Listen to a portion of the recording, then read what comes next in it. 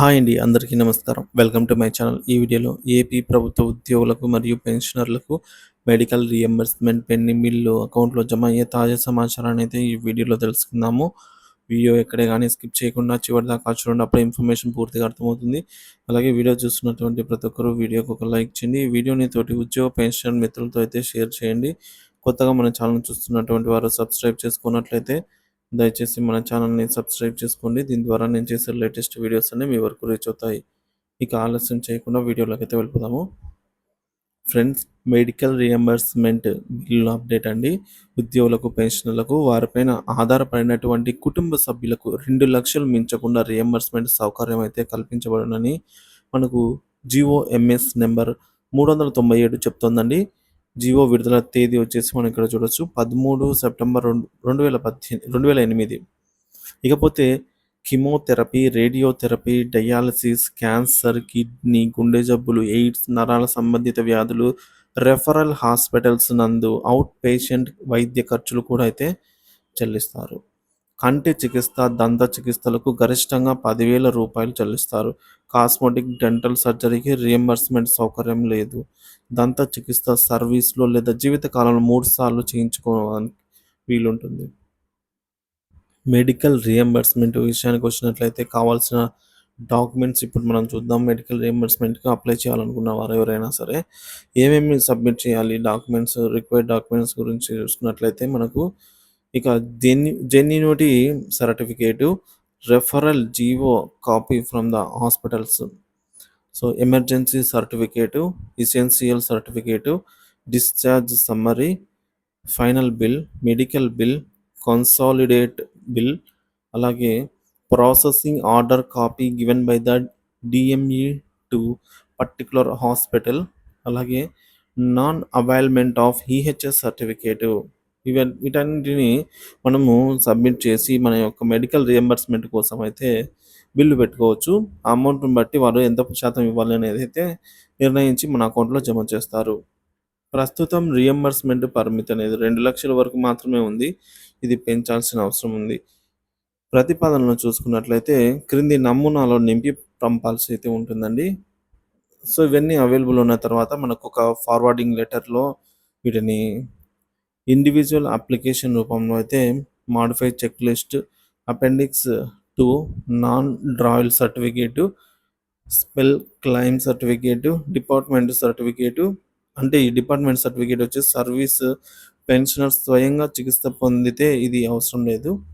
Family పెన్షన్‌లకైతే dependent certificate, అలాగే pension payment order copy PPO xerox ఒకటైతే మనము సబ్మిట్ చేయాల్సి ఉంటుంది. ఇక హెల్త్ కార్డ్ విషయానికొచ్చినట్లయితే కొత్త హెల్త్ కార్డ్ డౌన్‌లోడ్ అవుతున్నాయి. ehs.ap.gov.inలో మనము కొత్త హెల్త్ కార్డ్‌ను డౌన్‌లోడ్ చేసుకోవాలి. ఈ కొత్త హెల్త్ కార్డు మాత్రమే ప్రస్తుతం వాడాల్సి ఉంటుంది. పూర్వపు హెల్త్ కార్డు ఇక్కడ పనిచేయదు. ఇప్పుడు పనిచేయదనమాట. రాష్ట్ర ప్రభుత్వం కీలక నిర్ణయం. గుండెపోటు చికిత్సలపై రాష్ట్ర ప్రభుత్వం ప్రత్యేక దృష్టి అయితే పెట్టింది. గుండెపోటు మరణాల నివారణకై ఎస్టీఈఎంఐ పేరుతో గుంటూరు, విశాఖపట్నము, కర్నూలు, చిత్తూరులో పైలట్ ప్రాజెక్ట్‌ను అయితే ప్రారంభించింది. గుండెపోటు వచ్చి తొలి గంట సమయంలోనే చికిత్స చేసేందుకు వివిధ విభాగాలు ఏర్పాటు చేసి 40,000 విలువైనటువంటి ఇంజెక్షన్‌ను ఉచితంగా చేయనున్నారు. ఈ పైలట్ ప్రాజెక్టు ఫలితాలను బట్టి మిగతా జిల్లాలలో కూడా ఈ సదుపాయాన్ని అయితే అమలు చేస్తారు. ఇకపోతే స్థానికంగా టీచర్ల మెడికల్ బిల్లుల డేటా పరిశీలన, మెడికల్ రియంబర్స్‌మెంట్ బిల్లులు. సో, స్థానికంగానే వెరిఫికేషన్ ఉంటుంది మెడికల్ రియంబర్స్‌మెంట్‌కి. ఇక సమాచార స్థానిక డీడీఓ లాగిన్‌లలో అందుబాటులో ఉందనైతే పాఠశాల విద్యాశాఖ కమిషనర్ సురేష్ కుమార్ గారు తెలిపారండి. సో, వాటిని సరిగ్గా పరిశీలించి టీచర్లకు సరైన సమాచారం అందించాలని డీడీఓలను కమిషనర్ ఆదేశించారు. మెడికల్ రియంబర్స్‌మెంట్ బిల్లుని స్థితిగతులు తెలుసుకునేందుకు ప్రొసీడింగ్ కాపీల కోసం దూర ప్రాంతాల కమిషనరేట్ వచ్చి ఇబ్బందులు పడకూడదు అని కూడా సూచించారు. బిల్లులు మంజూరు ప్రక్రియ ఆన్లైన్ ద్వారా ఎప్పటికప్పుడు అప్డేట్ చేయమని అయితే చెప్పారు. కానీ డీడీఓలైన హెచ్ఎంలు ఎంఈఓలు, డీవైఈఓలు లాగిన్‌లో పరిశీలించకపోవటం వల్ల సమస్య వస్తుందనైతే గుర్తించారు. ఆరోగ్యశ్రీ హెల్త్ కేర్ ట్రస్ట్ నుంచి న్యూట్రీని వచ్చిన వెంటనే ఎలాంటి జాప్యం చేయకుండా మంజూరు ప్రొసీడింగ్స్ ఆమోదించి సంబంధిత లాగిన్‌కు పంపిస్తున్నామని అన్నారు. కానీ డీడీఓలు తమ లాగిన్‌లో బిల్లుల స్థితిగతులు సరిగ్గా పరిశీలించకపోవటం వల్ల టీచర్లు వారి కోసం దూర ప్రాంతాల నుంచి తమ కార్యాలయాలకు వస్తున్నారని, టీచర్లు, ఉద్యోగులు దీనికోసం కమిషనర్‌ను సంప్రదించే పరిస్థితి వస్తే డీడీఓలు క్రమశిక్షణ చర్యలు తీసుకుంటామని హెచ్చరించారు. ఇక బోధనేతర సిబ్బందికి సంబంధించి మెడికల్ రియంబర్స్‌మెంట్ బిల్లులు సంబంధిత డీడీఓలు ఆన్‌లైన్‌లోనే సమర్పించాలని, ఫిజికల్ బిల్లులు స్వీకరించేదే లేదని కమిషనరేట్ ఈ మేరకు స్పష్టం చేసింది. ఇక కాంట్రాక్ట్ ఎంప్లాయీస్‌కి 5,00,000 కంటే తక్కువ యాన్యువల్ ఇన్‌కమ్ ఉన్న వారికి ఆరోగ్యశ్రీ పరిధిలోకైతే వస్తారు. విలేజ్ అండ్ వార్డ్ సెక్రటరీస్‌కి ఆన్‌లైన్ హెల్త్ కార్డులు ఇష్యూ అయ్యాయి. రిటైర్డ్ సీపీఎస్ ఎంప్లాయీస్, టీచర్స్‌కి వారు చెల్లించవలసిన మంత్లీ కాంట్రిబ్యూషన్ ఎవరు కట్టాలి అనే విషయాన్ని ఇంకా క్లారిటీ రావాల్సి ఉంది. ఒక ప్రపోజల్ మిగతా ప్రభుత్వ రంగ సంస్థల మాదిరిగా పరిశీలించి నిర్ణయం తీసుకుంటారు. ఈహెచ్ఎస్ వైద్య సేవలు సరిగ్గా అందటం లేదు అనే విషయంపై ఎంప్లాయీస్, అలాగే ఎంప్లాయీ కాంట్రిబ్యూటర్స్ ప్రతి నెల సుమారుగా 30 కోట్ల రూపాయలను రెగ్యులర్‌గా డాక్టర్ ఎన్టీఆర్ ఆరోగ్య ట్రస్ట్‌కి జమ అయ్యేలాగా చేసి హాస్పిటల్‌కి బకాయిలు పెండింగ్ లేకుండా అయితే చెల్లింపులు చేసే విధానాన్ని అయితే ఇప్పుడు అమల్లో ఉంది. ఇక డిస్ట్రిక్ట్ హాస్పిటల్స్‌లో స్పెషల్ ఛాంబర్స్ పెట్టి క్రిటికల్ ఓపీ లేదా డ్రగ్స్ ఇచ్చేలాగా అయితే చూస్తారు. ఈహెచ్ఎస్ బేస్డ్ ఎంక్వైరీస్, అలాగే grievance per dial 104 and resolve అని కూడా పెట్టారు. ఎమర్జెన్సీ కోసం 104 డైల్‌ని ఉపయోగించుకోండి, toll free number. EHS medical reimbursement పైన స్టీరింగ్ కమిటీ సమావేశాన్ని అయితే నిర్వహిస్తారు. AP model school, aided school, teaching, non teaching వారికి monthly contribution management and individual approval and financial constructions వచ్చాక ఈహెచ్ఎస్ ఫెసిలిటీస్ అయితే కల్పించనున్నారు. మెడికల్ ఇన్వాలిడేట్ విషయంలో ప్రస్తుతం ఉన్నటువంటి వాటితో పాటుగా మరికొన్ని వ్యాధులు కూడా చేర్చాలని నిర్ణయం తీసుకున్నారు. కోవిడ్ వైద్యం నాన్ రెఫరల్ హాస్పిటల్‌లో చేయించుకున్న వారికి పెండింగ్ బిల్లు చెల్లింపులు అయితే జరిగింది. ఒకసారి చెక్ చేసుకోగలరు ఫ్రెండ్స్. ఫ్రెండ్స్, మనం ఇక్కడ చూస్తున్నాము, వృద్ధులం కాదు అదృష్టవంతులము. 60 దాటిన వారంతా అదృష్టవంతులు వీరే అని జపనీస్ పుస్తకం. జపాన్‌లో డాక్టర్ వాడా గారు 60 సంవత్సరాల వృద్ధులు అని కాకుండా అదృష్టవంతులు అని పిలవడాన్ని సమర్థించారు. డాక్టర్ వారు 60 ఏళ్ళకి సలహా ఇచ్చారనమాట. అదృష్టవంతుడు అయ్యే రహస్యం 34 వాక్యాల్లో అయితే ఇలా చెప్పబడింది.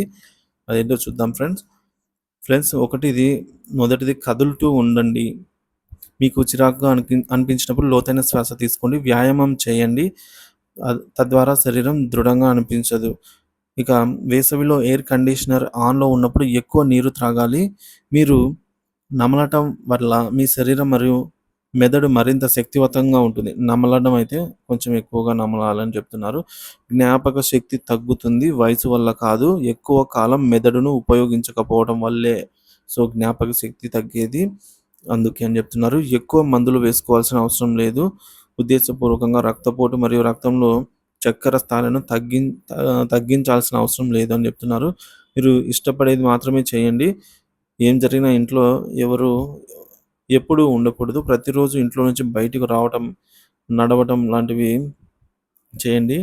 ఇక మీరు కావాల్సినవి తినండి, కానీ నియంత్రణలో మాత్రమే ఉంచండి. అంటే అధిక మోతాదులో తినకుండా. ఇక ప్రతిదీ జాగ్రత్త చేయండి. మీకు నచ్చిన పుస్తకాలతో అదే విధంగా ప్రవర్తించవద్దు. సో, మీ ప్రియమైన వారిని జాగ్రత్తగా చూసుకోండి.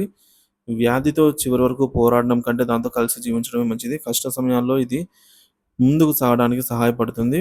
ప్రతిసారి ఆహారం తిన్న తర్వాత తప్పనిసరిగా గోరువెచ్చని నీరు త్రాగండి. మీరు నిద్ర లేనప్పుడు మిమ్మల్ని మీరు బలవంతం చేయకండి. సో, నిద్ర రాకపోతే బలవంతం చేయకండి అని చెప్తున్నారు. సంతోషకరంగా ఉండండి. ప్రజలతో మాట్లాడుతూ ఉండండి. ఫ్యామిలీ డాక్టర్‌ని త్వరగా కనుగొనండి. ఓపికగా ఉండండి. అతిగా ఉండకండి. లేదా మిమ్మల్ని మీరు ఎల్లవేళలా చక్కగా ఉండేలా బలవంతం చేయకండి. కొత్త విషయాలు నేర్చుకుంటూ ఉండండి. లేకపోతే పాత అంటారు. ఇక అత్యాశగా ఉండకుండా ఉన్నదాంతో మంచిగా సరిపోతుందనైతే మంచిది మరియు సరిపోతుంది. మీరు మంచం మీద నుంచి వచ్చినప్పుడు వెంటనే లేచి నిలబడకుండా 2, 3 నిమిషాలు వేచి ఉండండి. మరింత సమస్యాత్మకమైన విషయాలు మరింత ఆసక్తికరంగా ఉంటాయి. కాబట్టి స్నానం చేసిన తర్వాత బట్టలు ధరించేటప్పుడు గోడను మద్దతుగా అంటే ఏదైనా సపోర్ట్ తీసుకోండి. ఇతరుల నుంచి మీకు ప్రయోజనకరమైనవి మాత్రమే చేయండి. సో, ఈరోజు ప్రశాంతంగా జీవించండి. కోరికలే దీర్ఘాయువుకులకు మూలము. ఆశావాదిగా జీవించండి. ఇక సంతోషమైన జీవనం అని జెప్పేసి ఈ విధంగా మనకు వీళ్ళు చెప్పారండి. So, okay. ఎవరి డాక్టర్లు వారికుంటారు. సో, కాబట్టి మీరు ఇవి జనరల్‌గా చెప్పినవండి. కానీ డాక్టర్ల సూచనల మేరకే మీరేదైనా ఫాలో అవ్వండి friends. Thank you for watching this video.